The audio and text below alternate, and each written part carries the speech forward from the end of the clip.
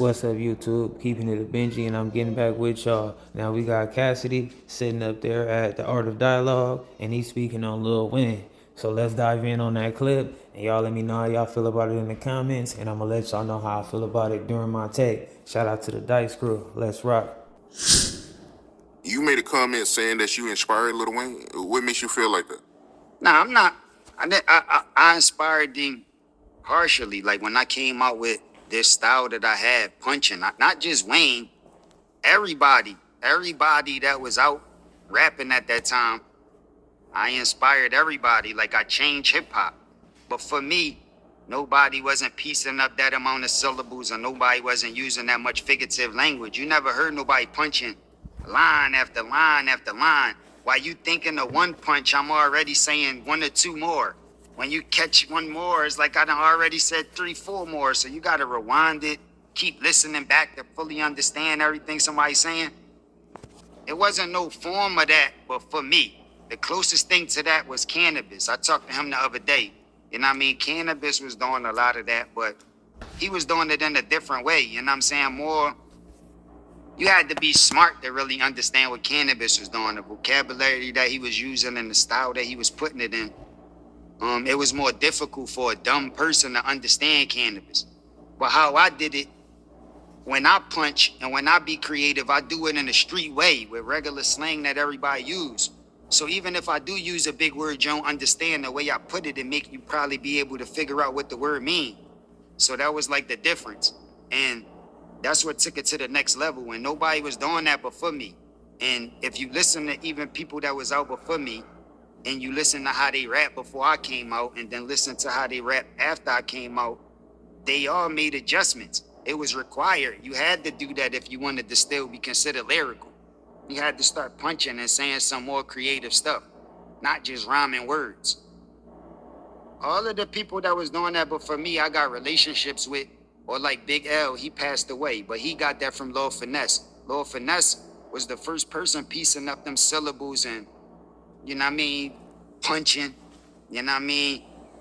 We could battle, I let you pick the winner. I drop heavy like I had bricks for dinner. So that's 4 syllables, and it's a punch. You drop heavy That was like slang back then. Yo, that nigga dropping some heavy So they was already saying that. So I drop heavy like I had bricks for dinner. That's like, all right, is figurative language, any piecing up 4 syllables back when people was rhyming 1. So it was advanced. He was like ahead of his time.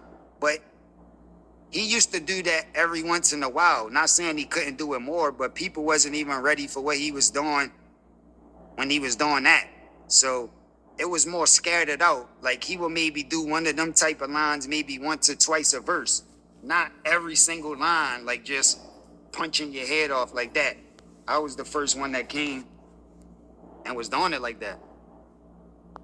But my very first rap, like, see, you could say these dudes' very first rap and it won't be punching. But the very first rap that people heard from me was, don't make me reach for these. I got heat to squeeze that'll make your face melt like pizza cheese. You need to leave, cause you don't stand a chance. Man, I get greasy like mechanic cans, and y'all niggas all sweet like candy yams. Clear blocks out, hop out the family van, looking like a handyman with tools on the waist. Put you in the ambulance with tubes in your face. Like, I was back to back like that, like this, and like that, and like that's coming back to back to back, and the syllables is pieced up. And that's my first rap when I was a teenager, Rough Rider, Ride or Die Volume 2, before even my first album. The second time people heard me was, I got a large house, a dog house in my backyard, and even my dog house got a backyard. Like, I was on that type time from the very beginning. You could never go through something with just hearing me rhyme words. I always was on that type time from the beginning. Nah, it's not just Wayne, it's a lot of people, man. Like everybody that was trying to be lyrical had to make some type of adjustment at that time. It was no way around it. And that's when the labels tried to sign a bunch of dudes that was kind of like me, like trying to rap or trying to piece up. They just wasn't me, but you know, that's when labels were searching for dudes like that because that was the energy and that's what the culture was demanding. They got a chance to hear it. It's like, you know, hitting hitting some regular weed or some weed that's like kind of high grade, but it ain't that advanced, and then you get some super gas. It's like, yo, that shit is out there, this type of gas. Now people gonna start demanding it, asking the hustlers in the hood, where this at? Where that's at? Where this at?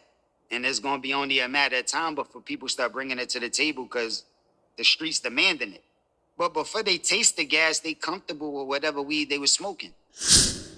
I feel like whether Cassidy be speaking true facts or whatever he be speaking, some people might not agree with it, or some people will agree with it. I'm sure some people probably find him arrogant or whatever, or cocky. But I have always like admired his self confidence. You know, like sometimes you gotta pat yourself on the back. Sometimes you gotta big yourself up when people don't want to give you your flowers, or when people want to act like your accomplishments just gonna go unnoticed. So you gotta shed a little light on that. And I understand that, you know. And I also definitely rock with Cassidy when it come to him rocking on that mic, doing this one too, like he just did right there. You know, definitely one of the greatest when it comes to that freestyling. And also shout out to Lil Wayne. You know, if he did get inspired by Cassidy, he definitely did a lot of elevating with it and adding a whole lot more magic to it. And he came out with a lot of great records and hits on hits on hits on hits. And you know, Wayne is successful, and Cassidy is successful as well in his lane. So you know, shout out to Wayne, shout out to Cassidy. Y'all let me know how y'all feel about it in the comments. Keep it a Benji for me. If not, don't jump in. Shout out to the Dice Crew. I'm out.